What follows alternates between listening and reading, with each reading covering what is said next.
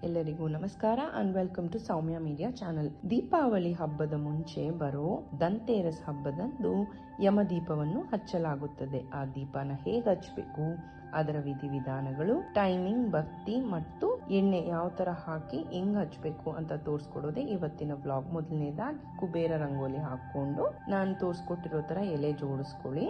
ಮನೆ ಹೊರಗಡೆ ಮಾಡ್ಬೇಕು. ಇದನ್ನ ಸ್ವಲ್ಪ ಅರಿಶಿನ ಕುಂಕುಮ ಹಾಡ್ಕೊಳ್ಳಿ ಎಲೆ ಮೇಲೆ. ಈ ಪೂಜೆ ಮಾಡೋದ್ರಿಂದ ಅಕಾಲ ಮರಣದಿಂದ ರಕ್ಷಣೆ ದೊರೆಯುತ್ತದೆ ಎಂದು ನಂಬಲಾಗಿದೆ. ಇದು ಜೀವನದ ಬೆಳಕು, ಅಂಧಕಾರದ ಮೇಲೆ ಜಯ ಸಾಧಿಸುವ ಸಂಕೇತ.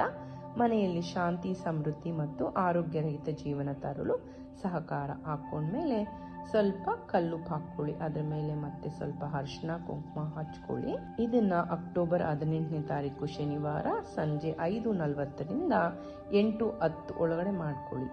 ಮಣ್ಣಿನ ದೀಪ ತಗೊಂಡು ನಾನು ತೋರಿಸ್ಕೊಟ್ಟಿರೋ ತರ ಅರಿಶಿನ ಚೆನ್ನಾಗಿ ಹಾಕೊಳ್ಳಿ.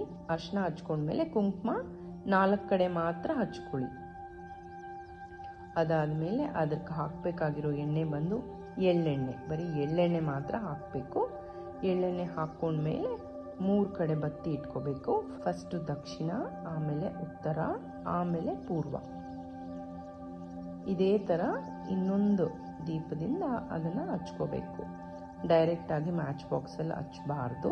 ಹಚ್ಚಿದ್ಮೇಲೆ ದೇವ್ರನ್ನ ಬೇಡ್ತಾ ಓಂ ನಮಃ ಶಿವಾಯ ಅಂತ ಎಷ್ಟು ಸತಿ ಆಗುತ್ತೋ ಅಸತಿ ಹೇಳ್ತಾ ಸ್ವಲ್ಪ ಅರಿಶಿನ ಕುಂಕುಮ ಹಾಕಿ ಸ್ವಲ್ಪ ಅಕ್ಷತೆ ಹೂವು ಹಾಕಿ ದೀಪನ ಬೆಳಗ್ಗೆ ಕೈ ಮುಗಿಬೇಕು. ಅಷ್ಟೇ ಇವತ್ತಿನ ಬ್ಲಾಗ್ ಇಷ್ಟ ಆಗಿದ್ರೆ ನನ್ನ ಚಾನಲ್ ಸಬ್ಸ್ಕ್ರೈಬ್ ಮಾಡ್ಕೊಳ್ಳಿ ಅಂತ ಕೇಳ್ಕೊಳ್ತಾ ಎಲ್ಲರಿಗೂ ಒಳ್ಳೇದಾಗಲಿ. ಓಂ ನಮಃ ಶಿವಾಯ.